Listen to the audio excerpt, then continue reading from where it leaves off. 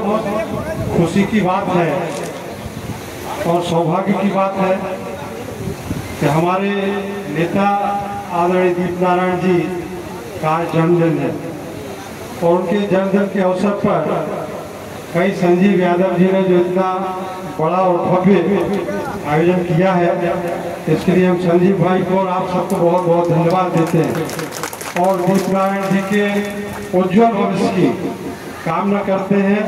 उनको जन्मदिन की हार्दिक शुभकामनाएं देते हैं और ईश्वर से प्रार्थना करते हैं कि 2027 में समाजवादी पार्टी की सरकार बने और दीपक जी आप सबका नेतृत्व करें। बहुत बहुत धन्यवाद। आदरणीय राजेंद्र भारती जी का हृदय से धन्यवाद देता हूँ, उनका अभिनंदन भी करता हूँ कि आज के कार्यक्रम में जब भाई संजीव यादव जी द्वारा आयोजित एक जन्मदिन समारोह के कार्यक्रम को भंडारा और एक बड़े कार्यक्रम के रूप में तब्दील किया, उसमें आज आप उपस्थित हुए। इसके लिए मैं आपका स्वागत और अभिनंदन करता हूं, आपका आभारी हूं कि आपने अपना बहुमूल्य समय हमारे इस कार्यक्रम को दिया। भाई संजीव जी का भी मैं हृदय से आभारी हूँ, छोटे भाई हैं। छोटी उम्र में समाज के लिए कुछ करने की झलक कुछ लोगों में होती है। कहते हैं कि कुछ कम पढ़े लिखे हैं पर बड़े बड़ों को फील करते हैं, और ऐसे ही लोग हैं, लोग राजनीति में भी ऐसे ही बड़े हैं जिसके मन में ये भाव हो कि हमारी कोशिश किसी दूसरे की खुशियों की वजह बने, हमारी कोशिश किसी को जोड़ने की बने। ये कहीं ना कहीं इस सब कोशिशें भी किसी भी व्यक्ति को एक नए रास्ते की तरफ ले जाती है। हमारे बीच में भाई हमारे आसमान सिद्दीकी जी जो झांसी से 2 बार चुनाव लड़े, हमारे नगर महानगर के अध्यक्ष जी, ब्लॉक प्रमुख जी भाई कैलाश जी और बहुत सारे इंपॉर्टेंट लोग, मुझे क्षमा करेंगे उनके जो लोग यहाँ उपस्थित हैं, समय अभाव के कारण मैं उन सबका नाम नहीं ले पा रहा हूँ। इसके बाद भी एक कार्यक्रम में वहाँ पहुँचना है, तो वो लोग कह रहे हैं कि हम चले जाए, क्या करेंगे, कभी लौट के आ रहे हैं। मैं राजेंद्र सिंह गुर्जर जी के और के सभी पार्टी का भी मैं हृदय से आभारी हूँ, धन्यवाद देता हूँ इनको। ये साधारण ये भी हम लोगों की तरह गांव से निकल कर आए और अपनी कला के माध्यम से पूरे उत्तर प्रदेश में नहीं बल्कि मध्य प्रदेश के ही विभिन्न प्रांतों में हमारी बुंदेली भाषा का प्रचार करते हैं, लोगों को मनोरंजन कराते हैं, खुशियाँ देने की कोशिश करते हैं। इनकी सभी मंडली को धन्यवाद।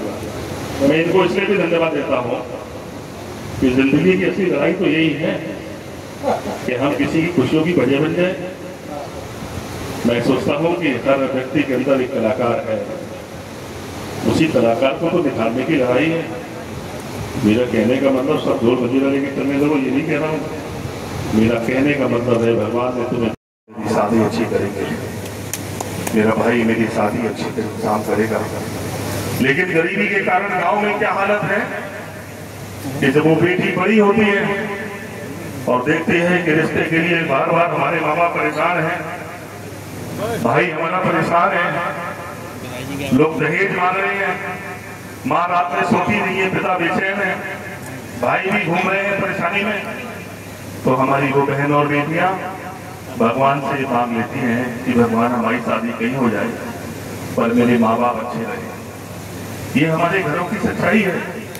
इस परिवार की बेटी को हम बहन बनाएंगे अपनी और उसकी धूमधाम से शादी करेंगे।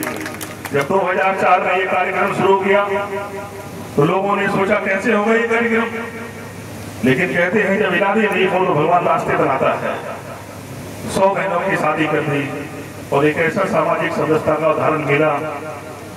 भगवान की वो कृपा जुड़ी, धीमे धीमे जिंदगी के सफर में 1000 बहनों का कन्यादान हो गया। आज भी मेरी बहनें सब जुड़ी हैं, हर रक्षाबंधन के दिन मिलने आती हैं।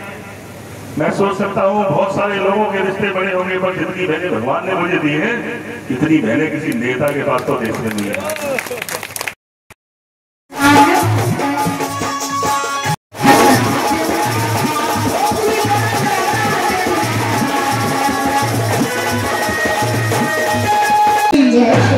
हाथ ऊपर करके आ सारी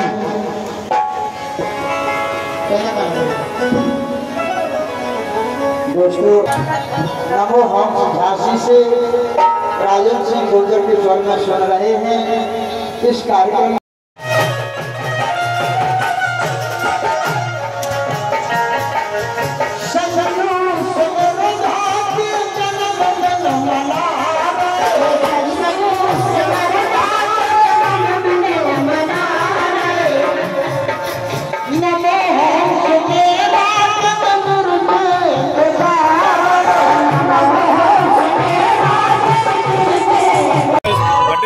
जन्मदिन मनाया जा रहा है, इस खुशी के शुभ अवसर पर क्या मैसेज देना चाहेंगे आप?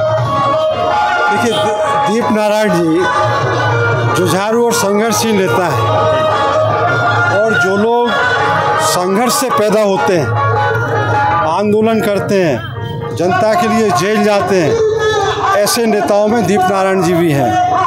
और दीप नारायण जी ने सामाजिक कार्यों के साथ साथ राजनीति भी रचनात्मक रूप से की है, और यही कारण है कि भारतीय जनता पार्टी की सरकार ने उनको एक फर्जी केस में परेशान करने के लिए जेल भी भेजा, लेकिन वो अडिग रहे, और उनकी अडिगता और निष्ठा ने उनको आज इस मुकाम पर पहुंचा दिया है कि दीपक यादव जी बुंदेलखंड के एक सर्वमान्य नेता हो गए। और हम लोग ईश्वर से प्रार्थना करते हैं कि उत्तर प्रदेश में समाजवादी पार्टी की सरकार बने, अखिलेश जी मुख्यमंत्री बने, और दीप नारायण जी उनके मंत्रिमंडल में मंत्री बने। आप सबने इस अवसर पर मुझे अपना शुभकामना संदेश देने का मौका दिया। आपको भी धन्यवाद, और संजीव भाई को विशेष धन्यवाद कि इन्होंने एक भव्य आयोजन किया और दीप नारायण जी के प्रति एक सद्भावना दिखाई, और उनको जन्मदिन के अवसर पर इतना अच्छा कार्यक्रम देकर दीप नारायण जी को बहुत अच्छा उन्होंने संदेश दिया, पूरे अपने साथियों को संदेश दिया। मैं पुनः आपके माध्यम से भाई दीप नारायण जी को जन्मदिन की शुभकामनाएं देते हैं, और ईश्वर से प्रार्थना करते हैं तो उसी तरह से संघर्ष करते रहें और जनता की सेवा में लगे रहें। सिमरदा के जन्मदिन पर सिमरदा और क्षेत्र के सारे पब्लिक की ओर से, हमारी ग्रुप की ओर से संजू को बहुत बहुत बधाई, और ये जीवन में बहुत तरक्की करे, आगे बढ़े। इसके दिल में पब्लिक के लिए जगह है और इसके अंदर हुनर है, ये आगे तरक्की करेगा। इसके साथ भगवान भी हैं और समाज भी है। बहुत बहुत धन्यवाद, थैंक यू।